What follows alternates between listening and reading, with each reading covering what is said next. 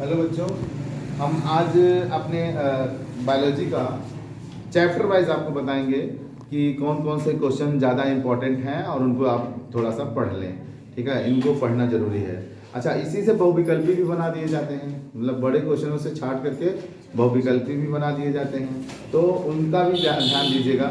और अब high school का जो कोर्स है ना, उसका 30 नंबर तो इस कॉलेज से देता है, 30 नंबर में 20 नंबर का बहुविकल्पी है। 50 तो आपके ऐसे ही बन गए, अब बनते हैं 50, उसी 50 में आपको 30-40 कवर करना है।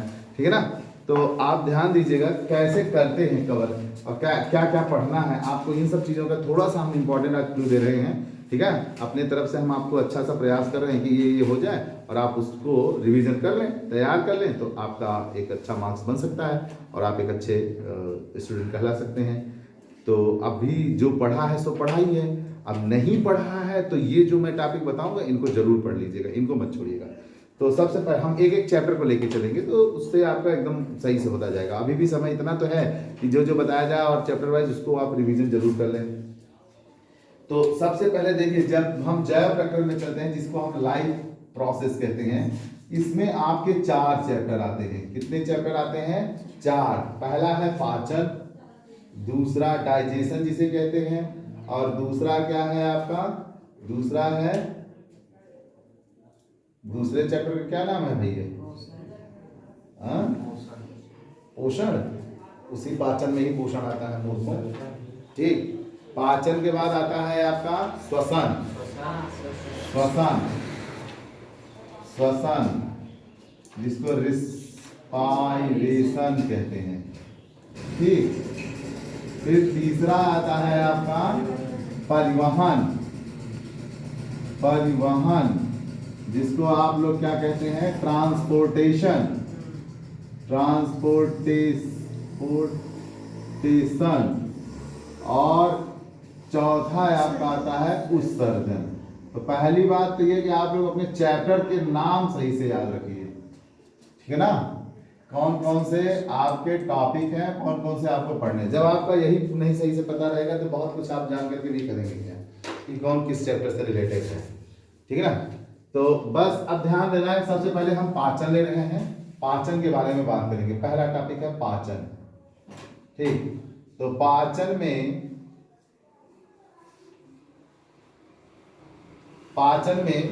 आपको मैंने बताया है कि पौधे कैसे भोजन बनाते हैं। पौधों का भोजन पहले पौधों का आता है, फिर जंतुओं का आता है। इसके भी 2 पार्ट हो गए ना, क्यों भाई? 2 पार्ट हो गए, एक हो गया प्लांट का, पादप का, और दूसरा हो गया जंतु का। और जंतु में किसका रखा गया है? मानव का ना जी। तो पादप में आप लोगों को ये देखना है प्रकाश संश्लेषण कहाँ होता है? पत्तियों में होता है, भोजन वहां बनता है। जड़ें क्या करती हैं? पानी और खनिज देती हैं। जड़ द्वारा जड़ में कौन हेल्प करता है? जाइलम करता है। इसके ये सब बहुविकल्पी में क्वेश्चन बनेंगे कि पानी का प्रवाह कौन करता है, पानी कौन देता है, वाष्पोत्सर्जन कहाँ से होता है? स्टोमेटा से होता है, पत्तियों के लीफ के स्टोमेटा से होता है ना। तो अधिक पानी आ गया तो कैसे वाष्पोत्सर्जन होता है? पत्तियों के किस भाग से कार्बन डाइऑक्साइड लिया जाता है? स्टोमेटा से लिया जाता है ना। तो पादप में जब चलेंगे तो आप पादप का पूरा पाचन पढ़ेंगे ना। पादप के पाचन में 2 प्रमुख चीजें हैं, एक जड़ का भाग ना जहां से जाइलम वर्क करता है, और दूसरा पत्ती का भाग जहां पर फ्लोएम लगा होता है ना जी। ठीक, अधिक पानी हो गया तो पत्ती में ही क्या पाया जाता है? स्टोमेटा ना। ये स्टोमेटा ओपनिंग है, यहीं से ही CO2 भी आता है, यहीं से आपका O2 निकलता है, और यहीं से जल का भी वाष्पोत्सर्जन होता है। ये सब बहुविकल्पी क्वेश्चंस में बन सकते हैं, या इसका भी पूछा जा सकता है पत्तियों में कैसे होता है। प्रकाश संश्लेषण का रिएक्शन बहुत इंपॉर्टेंट है, आपको पता है ना। C6CO2 6H2O ये क्लोरोफिल की बनाएगा। प्रकाश की उपस्थिति में क्या बनेगा? C12H22O C6 सॉरी ग्लूकोज बनेगा, C6H12O6 + 6O2, और साथ में ऊर्जा निकलती है ना जी। ये सारा प्रोसेस कहाँ होता है? लीफ में। कहाँ होता है? लीफ में। प्रकाश का संश्लेषण कहाँ हो गया? लीफ में।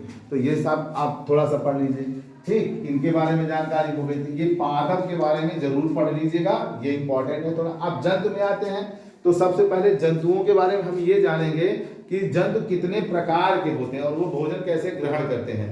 जैसे स्वपोषी में पादप आ गए।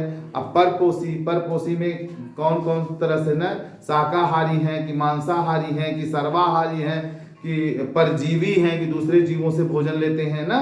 तो इनके एग्जाम्पल वगैरह जरूर पढ़ लीजिएगा। ये सब 1 नंबर के क्वेश्चन में आ सकते हैं या शॉर्ट नोट्स में लिखने को आ सकते हैं, ठीक है ना। ठीक, शाकाहारी क्या होता है, मांसाहारी, ये सब चीजें देख लीजिएगा। फिर उसके बाद जब जंतु में चलेंगे तो मानव का भोजन आ जाएगा। तो मानव के भोजन के पाचन में शुरू होता है एलिमेंट्री कैनाल ना, एलिमेंट्री कैनाल। फिर एलिमेंट्री कैनाल में मुख से शुरू होकर के एनस माने गुदा तक जाता है। तो इसी में आपको दांत का चर्चा करेगा, जीभ की चर्चा करेगा ना।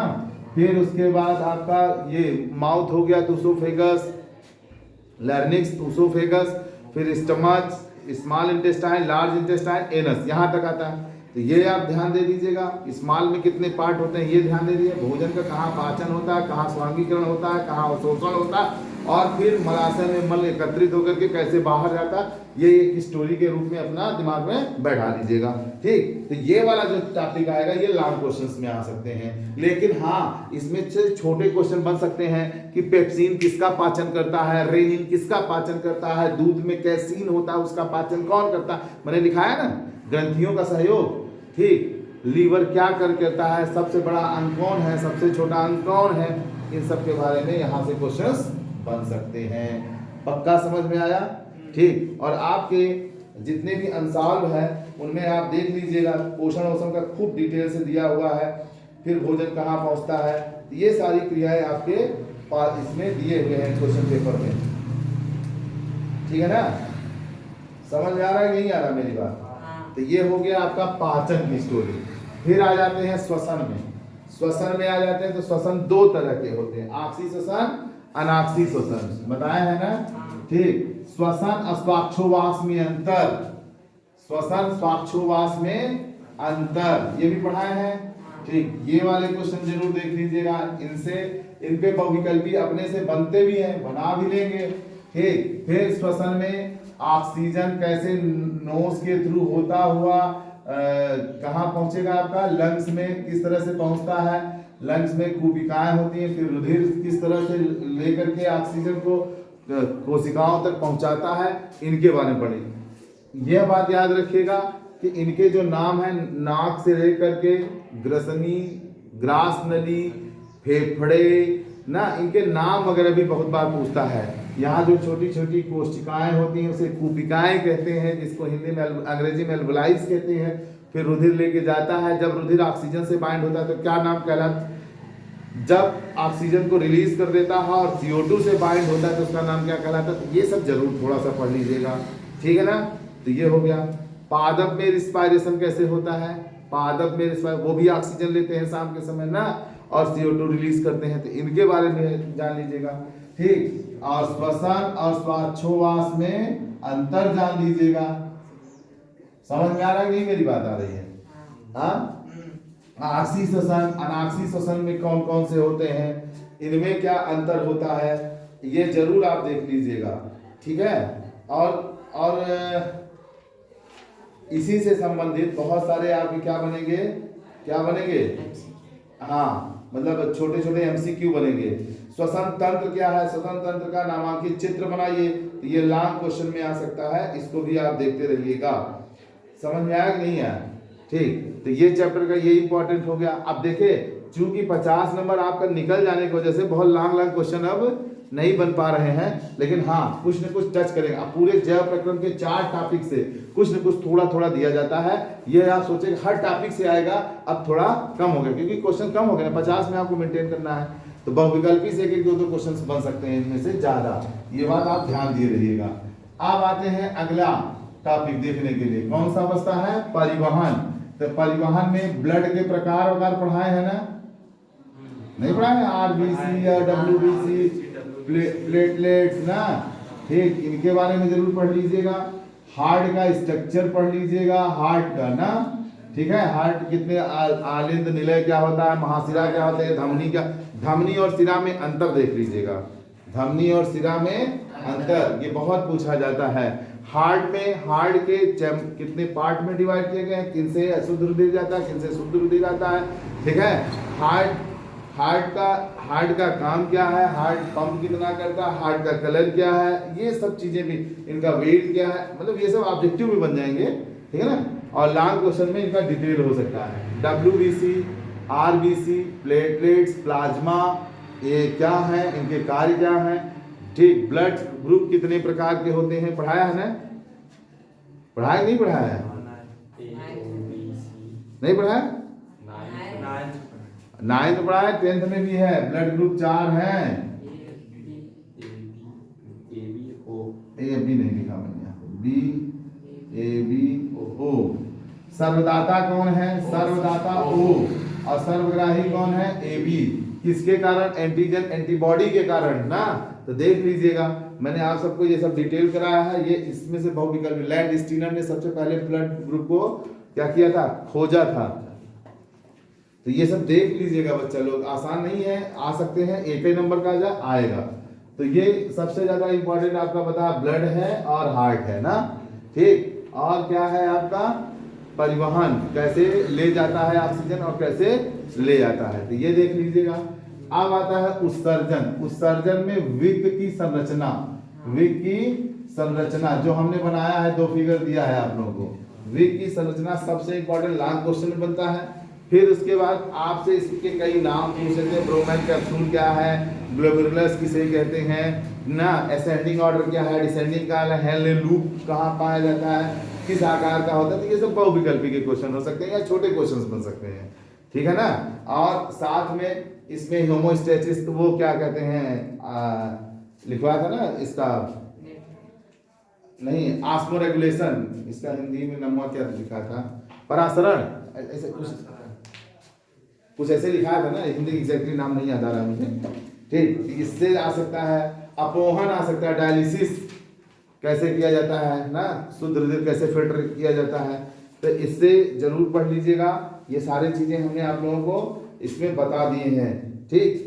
तो ये आपके चैप्टर के इंपॉर्टेंट है। अंशाल ले लीजिए, अंशाल से 2-4 साल के बहुविकल्पी लेकर के पूरा सॉल्व कर लीजिए, शुरू से अंत तक बना करके, और हर चैप्टर का क्वेश्चन छाटिए, तो आपको समझ में आने लगेगा कहाँ कहाँ से ज़्यादा आया है और कौन कौन से क्वेश्चन करने लायक हैं। हालांकि मैंने अपनी तरफ से एक समरी बता दिया है, ठीक है, आप उसको कर सकते हैं। तो विक वाला जरूर पढ़ लीजिएगा, विक के बारे में पढ़ लीजिएगा, उनके नाम रट लीजिएगा, कौन कौन से भाग हैं। फिगर आपको बनाना सिखा था ना, ऐसे कैप टाइप बनाइए, ऐसे ऐसे घुमाइए, फिर नीचे ले आइए, फिर ऊपर घुमा के ऐसे कर दीजिए। यहाँ पे कौन धमनी और शिराओं की नलिकाएं आपस में मिल जाती हैं, ये सब बताया है मैंने, किससे शुद्ध रुधिर आता है, किससे अशुद्ध रुधिर जाता है, ये सब जानते रहिए। तो बहुविकल्पी और आपके 60 क्वेश्चन टाइप बनेंगे, बड़े यहाँ से थोड़े कम बनेंगे या बन सकते हैं। तो जैसे मैंने बताया, इसमें विक का बन सकता है, इसमें कौन बन सकता है, परिवहन का, हार्ट का बन सकता है, हार्ट का स्ट्रक्चर बनाइए और उसके बारे में लिखिए, ठीक। इसमें किसका बन सकता है, श्वसन में फेफड़े का बन सकता है, ठीक। इसमें किसका बन सकता है, पाचन, मानव पाचन तंत्र का ना, ये सब बड़े क्वेश्चन बन सकते हैं, बाकी सब छोटे छोटे क्वेश्चन बनेंगे। तो हमारे इस चैप्टर का आज की स्टोरी खत्म, अगले संडे हम अगला चैप्टर लेके बताएंगे आपको। आज बस, धन्यवाद।